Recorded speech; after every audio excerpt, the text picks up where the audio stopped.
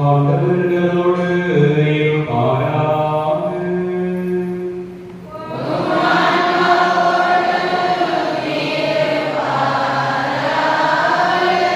Mark எழுதிய தூய செய்தியிலிருந்து வாசகம்.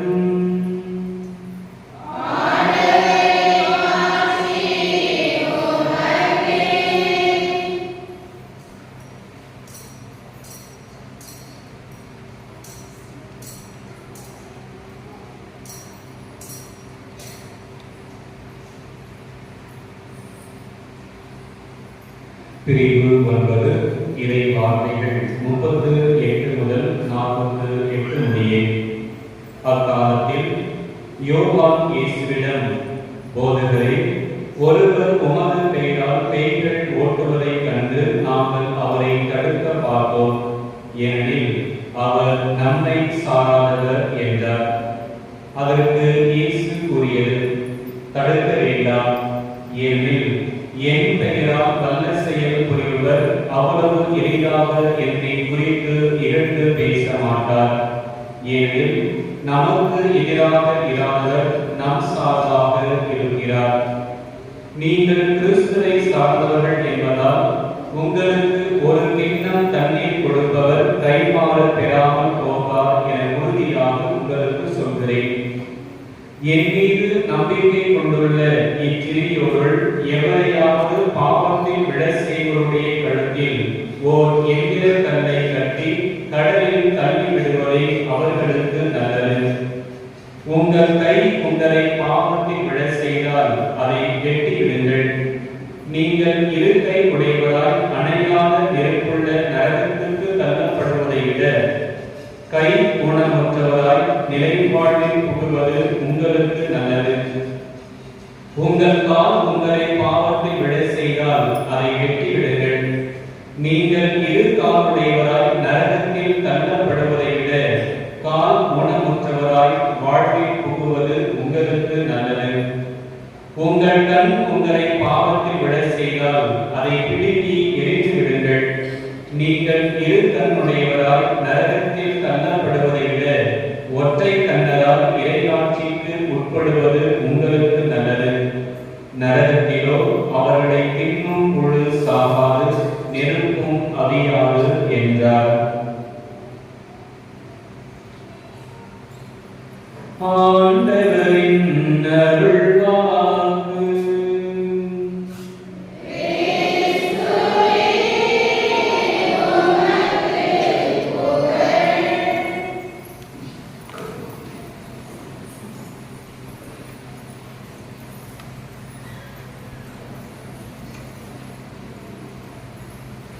இயேசு கிறிஸ்துவில் பிரியமான சகோதர சகோதரிகளே, இன்றைக்கு நாம் விவிலிய ஞாயிறை சிறப்பித்து கொண்டிருக்கிறோம்.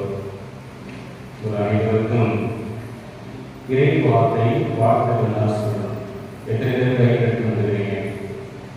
கை கட்டி பார்ப்போம். பிள்ளைங்க இல்லையா?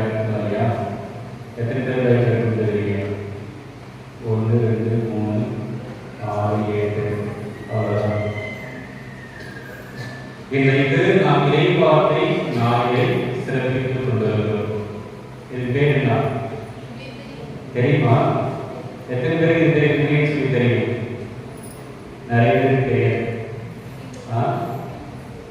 இது எத்தனை பேருடைய வீட்டில் இருக்கு?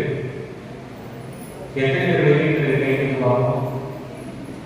எவ்வளவு பேர் வீட்டில் இருக்கா தெரியும். ஆனா இது எத்தனை பேர் வீட்டில் இருக்கு? இது எத்தனை பேருடைய வீட்டில் இருக்கு? எல்லாருடைய வீட்டில் இல்ல. இது யார் வீட்டில் இருக்காது, இது எல்லாருடைய வீட்டில். இன்றைக்கு நாம் விவிலிய ஞாயிறை சிறப்பிக்கின்றோம் என்று சொன்னால், இந்த விவிலியத்தை பற்றி சற்று ஆழமாக நாம் என்ன செய்யணும்? தெரிஞ்சுக்கணும். இந்த விவிலியத்தை நாம் சற்று ஆழமாக தெரிந்து கொள்ள வேண்டும். இந்த விவிலியம், இந்த திருநூல், இந்த புனித பைபிள் இன்னைக்கு என்ன செய்யுது? காலாவதியான ஒன்றா இருக்கு. இது என்ன? காலாவதியான ஒன்று. இது எனக்கு கேட்கல. இதெல்லாம் வாழ்க்கைக்கு உதவாது என்று சொல்லி நான் என்ன செஞ்சிடும், தூக்கி ஓரம் போட்டுரும். ஆனா இதுதான் என்ன செய்யணும், உங்களுக்கு உங்களுடைய வாழ்க்கைக்கு ஏற்றது உகந்தது இதுதான் எனக்கு தேவை அப்படின்னு சொல்லி என்ன செஞ்சிடும், தூக்கி வச்சுக்கணும். எங்க வச்சுக்கிறோம், இது வந்து எங்க போனாலும் என்ன செய்யறோம், சுமந்து கொண்டு செல்றோம், எடுத்துட்டு போறோம். ஆனா இது என்ன செய்யுது, தேவை. இதை எப்படி நல்லா பண்ணுவாங்க, இது எத்தனை போனா எனக்கு பத்திரிக்கையாகவும் பேசுவான், தெளிவா பேசுவான், வந்து சாமி வந்துச்சு குடிக்கிற வந்துட்டாரு, இதை என்ன பண்றது. அதே இதே வந்து ஒரு நாடெல்லாம் போன அழகழகா அப்படியே எப்பெல்லாம் புது புது போன அப்படியே லான்ச் ஆகுதோ அப்பெல்லாம் புது புது போன வாங்கிட்டு இருந்தாங்க. சூப்பர், வந்து அழகா ஒரு மாடல் பண்ண வச்சுன்னு சொல்லிட்டு அழகா பார்த்தா தம்பத்தை அடிச்சுக்கணும், பெருமையா பேசிக்கலாம். ஆனா இது என்ன பண்ணிடுச்சு அப்படின்னா, இது என்ன பண்ணுச்சு, டைம் வந்து கை கடிகாரத்தை சாப்பிடுச்சு, கை கடிகாரத்தை சாப்பிடுச்சு. நீங்க நிறைய பேர் என்ன செய்யல, வாட்சி கட்டணை கிடையாது, ஆனால் வங்கி கிடையாது, ஆனால் நீ அதுபடி தனியாக ஒரு சாப்பிடும், அதான் நீ பார்க்கலாம் இல்லை, இதுதான் காரியங்கள் வச்சு பார்க்கணும். இது கை கடிகாரத்தை சாப்பிடுச்சு, அலாசை சாப்பிடுச்சு. தபால் நிறைய பேர் வந்து கடிதங்களை போடுவாங்க. முன்னாடிலாம் வந்து யாராவது கோலத்தில் இருக்கிற மகனுக்கோ பிள்ளைக்கோ அப்பாவுக்கோ அம்மா என்ன செய்வாங்க, கடிதங்களை போடுவாங்க. இது என்ன செஞ்சிச்சு, அது எல்லாத்தையும் சாப்பிடுச்சு. ஆனா இதுதான் என்ன செய்யறோம், வாங்கி வச்சுக்கிறோம். இது அதோட சாப்பிடல, இது என்னதான் புரிவிச்சு அப்படின்னா, உங்களுடைய உறவுகளை புரிவிச்சு. உங்களுடைய பிள்ளைகளோடு பெற்றோர்களோடு மற்ற உறவுகளோடு பேசக்கூடிய அந்த நேரத்தை என்ன செஞ்சிச்சு, இழுக்கிச்சு. டேப் ரெக்கார்டை இழுக்கிச்சு, வானொலியை இழுக்கிச்சு, எல்லாத்தையும் என்ன செஞ்சிச்சு, இது இழுக்கிட்டே. இது அப்படியே கொஞ்சம் அப்படியே யாராவது போன பண்ணாலும் செய்வோம், என்ன செய்வோம், 10 பேருக்கு நாட்கள் தூக்கி தலையை ஓடிடும். என்ன செய்வோம், நம்ம 10 பேருக்கு மத்தியில் நல்லா இன்ட்ரெஸ்டா பேசிருக்கோம். ஆனா என்ன செய்வோம், உடனே கொடுக்கும். நிறைய செல்போன் எடுக்கிறாங்க போயிருக்கு, அதெல்லாம் போன் வச்சுன்னு வச்சுக்கல, நடுப்பசோட பார்க்க மாட்டாங்க, நடுப்பு வச்சு குடும்பம் வெளியோட இப்போ பெரிய அப்பாட்ட இருந்த மாதிரி இவங்க வந்து அதை சமைக்கிறா அவர் குடி குடிக்கணும், நம்மளும் குடி குடிக்கணும். கோயிலுக்கு வரலாம், நடுப்பு என்ன செய்வாங்க, இந்த போனை தூக்கி வெளியே போடுறோம். அப்போ இந்த போனுக்கு கொடுக்கிற முக்கியத்துவத்தை இதுக்கு நம்ம கொடுக்கணுமா அப்படின்னா இல்லை. இது ஒவ்வொரு முறையும் புதுசா ஏதாவது லான்ச் பண்றாங்க அப்படின்னா இதை நம்ம வாங்குறோம், ஒவ்வொரு மாசமும் இது தீ போறோம். ஆனா இது ஒரே டைம், லைஃப் டைம் ரீசார்ஜ் பண்ணணும். என்ன பண்ணணும், லைஃப் டைம் ரீசார்ஜ் பண்ணணும். ஒரு 350 ரூபாய் 400 ரூபாய் கொடுத்து இது வாங்குவதற்கு எந்த குடும்பத்திலையும் காசு இல்லை. என்ன செய்யுது, இந்த விவிலியத்தை வாங்குவதற்கு எந்த குடும்பத்திலும் காசு இல்லை. ஆனா இதுக்கு அப்படியே 10,000 15,000 30,000 40,000 1 லட்சம் வரைக்கும் வாங்குவதற்கு காசு இருக்கும். மாசம் ரீசார்ஜ் பண்றதுக்கு காசு இருக்கும். ஆனா இதுக்கு என்ன இருக்கு, எதுவுமே காசு இல்லை. ஒரு குடும்பத்துல ஒரு லைஃப் இருக்குது அப்படின்னா இருக்கு. ஆனா ஒரு குடும்பத்துல 5 மொபைல், 5 பேர் இருக்குன்னா 5 பேரும் மொபைல் வச்சிருப்பாங்க. அதுக்கு காசு இருக்கும், அதுக்கு செலவு பண்றதுக்கு மனசு இருக்கும். ஆனா இதுக்கு என்னது, பிள்ளைகளுக்கு மறைக்கலை படிக்கிற பிள்ளைகளுக்கு விவிலிய புத்தகம் வாங்கி கொடுங்க அப்படின்னு சொல்லி சொன்னாங்க. எந்த பெற்றோரும் இதுவரைக்கும் அதை பத்தி கண்டிப்பே ஒரு 350 ரூபாய் ஒரு பைக் இருக்குது, அதை வாங்கி கொடுங்க, காசு கேட்டீங்கன்னா நான் வாங்கி கொடுத்துருக்கேன், காசு கொடுத்து நான் வாங்கி தரேன்.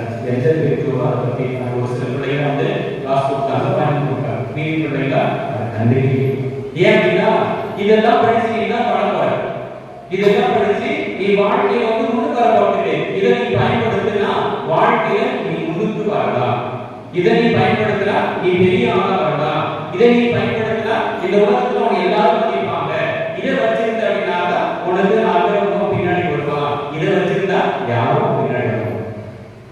இன்றைக்கு நாம் இதற்கு கொடுக்கிற முக்கியத்துவத்தை இந்த இறைவார்த்தைக்கு நாம் கொடுக்கிறோமா அப்படின்னா இல்லை. வேதம் உன் கையில் இருந்துச்சுன்னா சேவை உன் கையில வர, உன் வாழ்க்கையில வர. இந்த புத்தகம் உன் கையில் இருந்துச்சுன்னா உன் வாழ்க்கையில எந்த விதமும் வரக்கூடிய. ஆனா இது கையில் இருந்துச்சுன்னா உன் வாழ்க்கையை நாசமா போயிடுச்சு. இன்றைக்கு இதான் உலக வாழ்க்கையும் தனிப்பட்ட வாழ்க்கையும் குடும்ப வாழ்க்கையும் இழந்தவர்கள் நிறைய பேர். இதான் யாராவது என் வாழ்க்கையில் சொல்லுவாங்க. இந்த விவிலியத்தை படிச்சதால, இந்த விவிலியத்துடைய இறைவார்த்தை நான் ஒவ்வொரு நாளும் படிச்சேன். இதனால் என்னுடைய வாழ்க்கையை நான் இழந்து தவிக்கிறேன், என்னுடைய குடும்ப உறவை இழந்து தவிக்கிறேன், என் தனிப்பட்ட வாழ்க்கையை நான் இழந்து தவிக்கிறேன். யாருமே இருக்க முடியாது. ஆனா இதை யாரெல்லாம் தொட்டாங்களோ அவருடைய குடும்பம் சின்னாபின்னமாகி போய்விடுகிறது. குடும்பத்தில் நிம்மதி இல்லை, சந்தோஷம் இல்லை, நல்ல உறவு, தேவையில்லாத உறவுகள், தேவையில்லாத சச்சரவுகள் சந்தேகங்கள் எல்லாம் இருந்து கொண்டிருக்கு. ஆனா இதெல்லாம் என்ன செய்கிறோம்?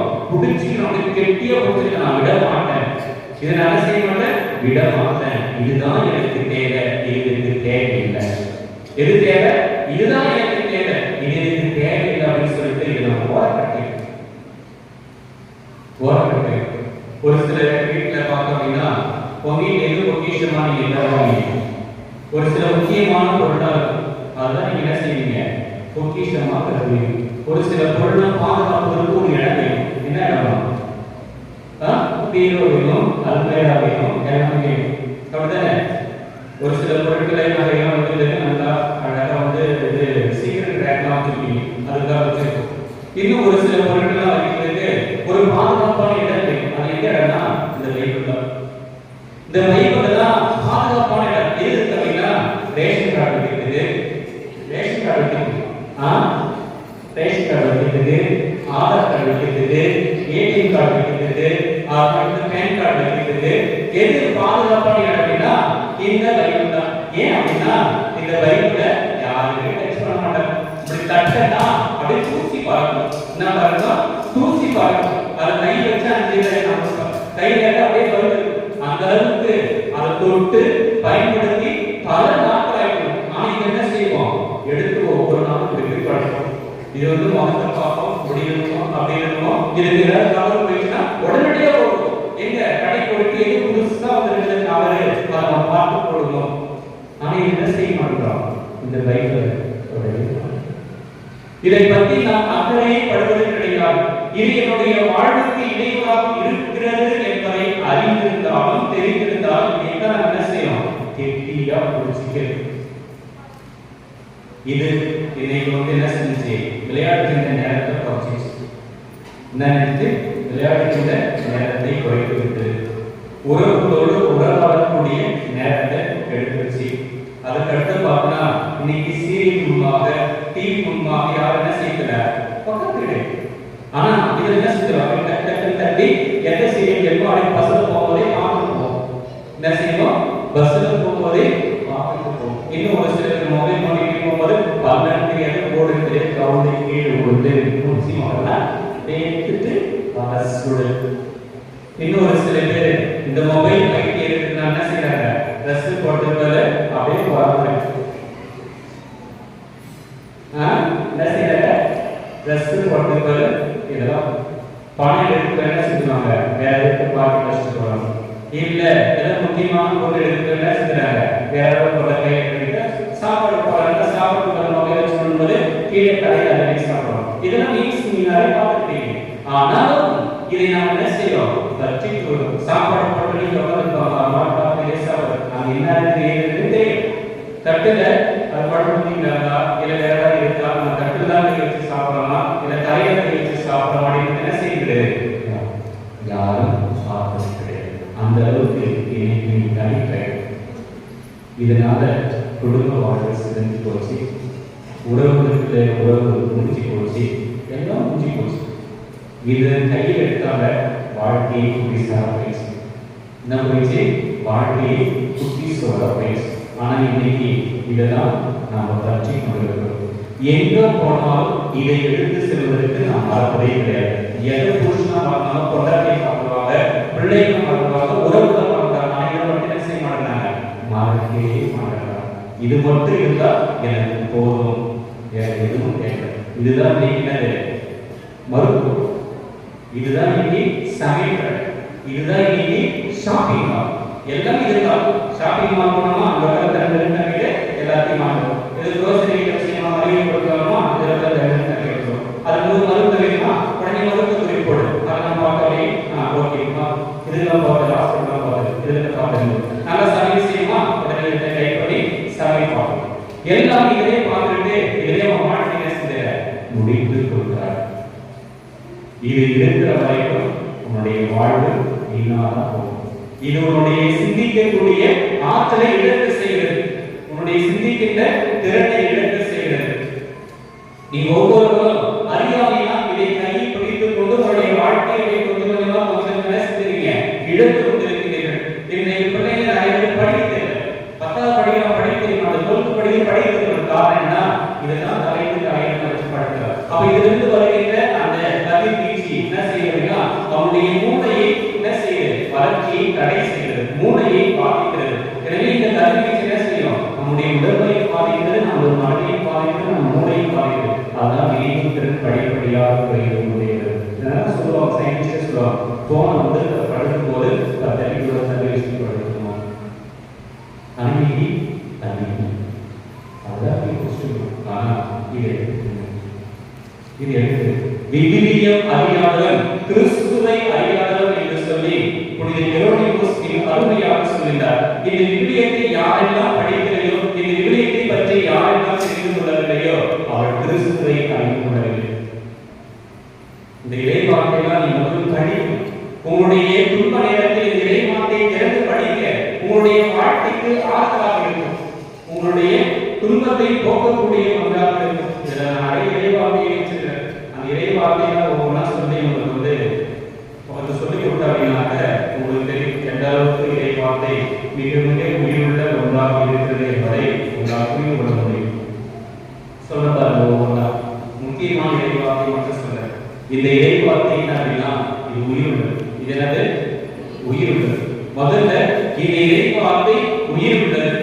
கடவுளுடைய தூய ஆவியால் தூண்டப்பட்டு எழுதப்பட்டு 1000 ஆண்டுகள் ஆகி இன்று என்ன செய்யுது, நமக்கு நம்மோடு பேசிக் கொண்டது.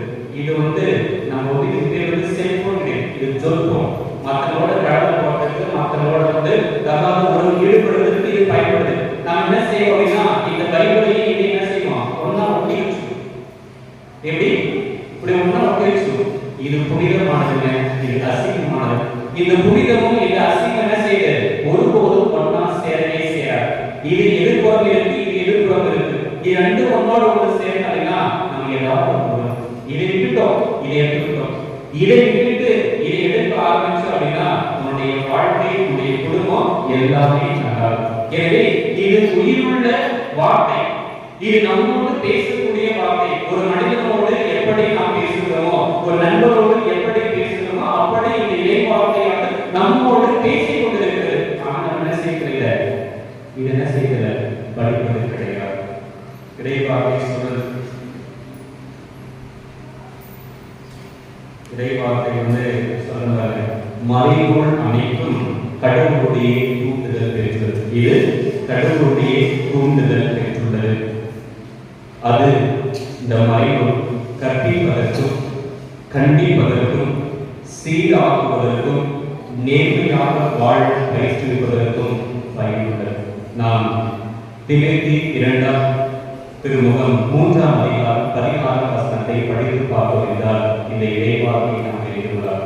இது கண்டிப்பதற்கு பயன்படுகிறது. நம்முடைய வாழ்க்கை நாம் சீர்படுத்த சரிப்படுத்த இந்த இறைவார்த்தை நாம் என்ன செய்யுது, பயன்படுகிறது. ஆனால் என்ன செய்யல, இந்த இறைவார்த்தையை நாம் படிப்பது கிடையாது. இரண்டாவது, கடவுளுடைய வார்த்தை உயிருள்ளது என்று சொல்லி எந்த அளவுக்கு என்று சொன்னால் எபிரேயர் திருமுகம் 4ஆம் அதிகாரம் 12ஆம் வசனத்தை நாம் படித்து பார்த்தோம் என்று தெரிந்துள்ளார். இந்த கடவுளுடைய வார்த்தை உயிருள்ளது, ஆற்றல் வாய்ந்தது, இரு பக்கமும் எட்டக்கூடிய எந்த வாயிலும் கூர்மையானது, ஆன்மாவையும் ஆவியையும் பிரிக்கும் அளவுக்கு குத்தி உடுகிறது, எலும்பு கொட்டையும் மற்றையும் அவ்வாறு உடுகிறது, உள்ளத்தின் சிந்தனைகளையும் உள்ளத்தின் சிந்தனைகளையும் நோக்கங்களையும் சீர்தூக்கி பார்க்கிறது. எது அப்படின்னா இந்த இறைவார்த்தை கடவுளுடைய வார்த்தையால் என்ன செய்யுது, உலகம். கடவுள் ஒரு வார்த்தை சொன்ன உலகை படைக்கிறார். மண்ணுலகம் தோன்றுதல் அப்படின்னு சொல்லி மண்ணுலகம் தோன்றிச்சு, விண்ணுலகம் தோன்றுதல் அப்படின்னு சொல்லி விண்ணுலகம் தோன்றிச்சு. எல்லாத்தையும் ஒரு வார்த்தையை படைக்கின்றார். அந்த வார்த்தையானதை பற்றி தான் நீங்க படைத்துக் கொண்டிருக்கிறோம். வார்த்தை மண்ணோடு நம்மிடையே குடிகொண்டார். அந்த வார்த்தை எப்படி இருக்கிறார்கள், தொடக்கத்தில் வாக்கு இருந்து அவ்வாக்கு கடவுளோடு இருந்து அவ்வாக்கு கடவுளாக இருந்தது. அந்த கடவுளாகிய மனிதனை பற்றி தான் இன்றைக்கு நாம் படைத்திருக்கிறோம். இது நம் ஆண்டவர் இயேசு கிறிஸ்துவை பற்றிய அறிந்து கொள்ளக்கூடிய ஒரு வாக்கு. அந்த வாக்கு எப்படி மனிதரானார், அதற்கு முன்பாக நடந்தது என்ன, வாக்கு மனிதரான பிறகு நடந்தது என்ன, அவருக்கு பின் என்னென்னலாம் நடந்து கொண்டிருந்தது என்பதை நாம் தெளிவாக புரிந்து கொள்ள அறிந்து கொள்ள இந்த இறைவார்த்தை நமக்கு பயன்படுகிறது. வார்த்தை மனோடு அது உயிர் செய்தி. வார்த்தை மனு உருவாகிறதுக்கு என்னெல்லாம் நடந்ததோ அது பழைய நன்றி, அதான் பழைய வாழ்க்கை. இந்த இரண்டையும் இணைப்பது எது அப்படின்னா வார்த்தை. அந்த வார்த்தை எப்படி மனு உருவாக, அந்த வார்த்தையை நான் இன்றைக்கு என்னுடைய உள்ளத்தில் பதிக்கிறேனா என்பதை சிந்தித்து பார்க்கிறேன். இது விவிலியம் என்பது ஒரு புனித நூல். இதற்கு இன்றைக்கு நாம் முக்கியத்துவம் கொடுக்கிறேன். அதற்கு அடுத்ததாக பார்த்தோம் என்றால் திருப்பாடல் 119 103 நாம் படித்து பார்த்தோம் என்றால் உம் சொற்கள் என் நாவுக்கு எத்துணை இனிமையானவை. உம்முடைய சொற்கள் என் நாவுக்கு எத்துணை இனிமையானவை, என் வாயில் தேனினும் இனிமையானவை என்று திருப்பாடல் ஆசிரியர் பாடுகிறார். அதே போன்று என் கால்நடைக்கு உன் வாக்கை விளக்கு, என் பாதைக்கும் ஒளியும் கல்வி என்று சொல்கிறார். இறுதியாக நாம் பார்த்தோம் என்றால் உன் வாக்கு என் துன்பத்தில் எனக்கு ஆறுதலாக இருந்தது. எப்படி இருந்துச்சு? இந்த வாக்கு எனக்கு துன்பத்தில் ஆறுதலாக இருந்தது, ஏனெனில் அது எனக்கு வாழ்வடைகிறது. இது வாழ்வடைக்கக்கூடிய இறைவார்த்தை, ஆறுதல் அளிக்கக்கூடிய இறைவார்த்தை. எப்படிப்பட்ட நேரத்தில் நான் துன்பத்தில் இருக்கின்ற பொழுது, உயரத்தில் இருக்கின்ற பொழுது, சோகத்தில் இருக்கின்ற பொழுது, நான் என்ன செய்ய வேண்டும் என்று குழப்பம் ஒன்றில் இருக்கின்ற பொழுது இந்த வார்த்தையை இறைவார்த்தையை எடுத்து படைத்து பார்த்தோம் அப்படின்னா அது உனக்கு வாழ்வடைக்கக்கூடியதாக, ஆறுதல் அளிக்கக்கூடியதாக இருக்கிறது. எல்லாத்தையும் நிறைவேற்றணும் அப்படின்னா இந்த வார்த்தை எப்படி இருக்கிறது என்பதை இணைச்சென்ற புத்தகம் 9ஆம் அதிகாரம் 14ஆம் வசனத்தை படித்து பார்ப்பது என்று சொல்லார் தெரிந்து கொள்ளார். வார்த்தை உனக்கு நீ அருகில் உள்ளது, உன் வாயில் உள்ளது, உன் இதயத்தில் உள்ளது. எங்கிருந்து? வார்த்தை உனக்கு நீ அருகில் உள்ளது, உன்னுடைய வாயில் உள்ளது, உன்னுடைய இதயத்தில் உள்ளது. ஏன் அப்படின்னா இந்த இறைவார்த்தையை நான் படிக்கணும், அதை உள்ளத்தில் இருக்கணும், அதை வாழ்வாக உங்களுடைய சகோதர சகோதரிகளே, இந்த விவிலியத்தை பற்றி நாம் மறைத்து வைக்கிறோம். ஒரு நாள் பார்த்தார் என்ன செய்யாது, ஒரு நாள் பார்த்தார். இந்த விவிலியத்திற்கு இன்னைக்கு நாம் முக்கியத்துவம் கொடுக்கிறோமா? ஆளுக்கு ஒரு விவிலியம் எழுதுவோம், நாளுக்கு ஒரு அதிகாரம் நாம் படிப்போம் அப்படின்னு சொல்லிட்டு பாடுவது. பிள்ளைகள் இருக்கும்போது பாடுவது. எண்ணிக்கால் குடும்பத்தில் உட்கார்ந்து இந்த பைபிள ஒரு அதிகாரம் ஒரு நாளைக்கு ஒரு அதிகாரம் படிச்சிருக்கீங்களா? நிச்சயமா நிச்சயமா.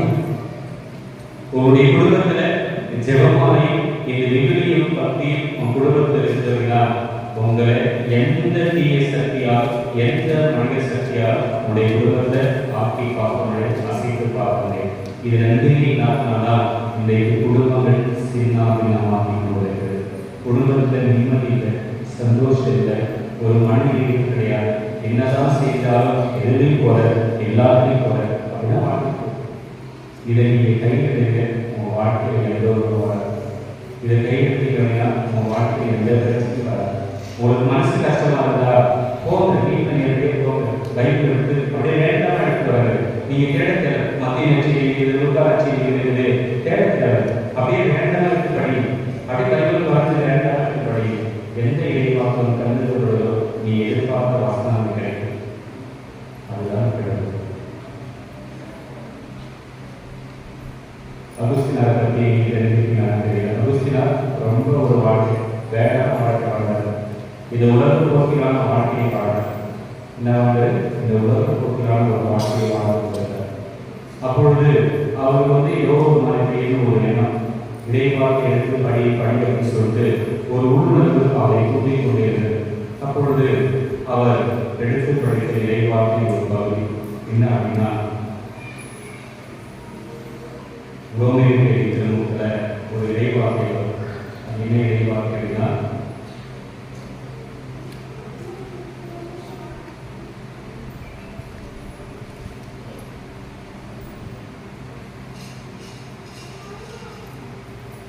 அவர் ரொம்ப கஷ்டப்பட்டு இருக்கார். அந்த சமயத்தில் அவருக்கு ஒரு இறைவாக்கை எடுத்து வாசி அப்படின்னு சொல்லிட்டு ஒரு இறைவாக்கை கிடைக்கும். இருள் நெருங்கி வருகிறது, மீட்புக்கான நேரம் நெருங்கி வந்துவிட்டது. எனவே நீ அந்த இருளுக்குரிய அந்த ஆட்சியின் அந்த தேவையில்லாத செயல்களை கலைந்து ஒளிக்குரிய அந்த படைத்தங்களை கலைந்து அப்பொழுது உனக்கு வாழ்வு கிடைக்கும் என்ற வாக்கியம் கிடைக்கிறது. என்ன செய்யறாரு?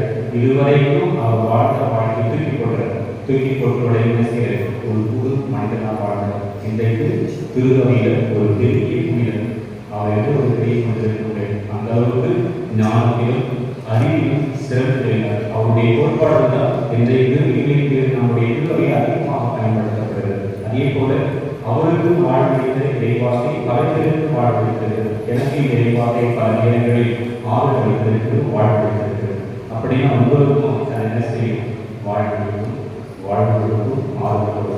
எனவே இந்த விவிலிய நாளை கொண்டாடுகின்ற புனிதமான நாளில் நம்முடைய குடும்பத்தில் இந்த இறைவாக்கைக்கு முக்கியத்துவம் கொடுப்போம். தயவு செய்து இதெல்லாம் வச்சுக்கிறீங்க அளவோடு பயன்படுத்தணும். என்ன செய்யணும்? அளவோடு பயன்படுத்தணும். இதில் தான் எனி டைம் நாம் ஊழியிருக்கிறோம். நான் இதை பற்றி நம்ம என்ன செய்யல நினைப்பதை கிடையாது. நினைவுடைய சகோதர சகோதரிகளே, இது நம்ம கையில் கிடைச்சா எப்பொழுதுமே கிடைச்சிடலாம். ஆனால் இது நம்ம கையில் கிடைச்சா எப்பொழுதுமே நம்முடைய வாழ்வு நலமாக இருக்கும். எனவே இந்த விவிலியத்தை நாம் பக்தியோடு பயன்படுத்துவோம். என் இறைவாக்கை பொருளுணர்ந்து படைப்போம். அதை நம்முடைய உள்ளத்தில் இருக்குவோம். அதை வாழ்வாகவும் ஆகி இறைவன் தருகின்ற அனைத்து ஆசைகளையும் பெற்றுக்கொள்ள முயற்சி செய்வோம். இறைவன் இயேசு என்று வாழ்க்கை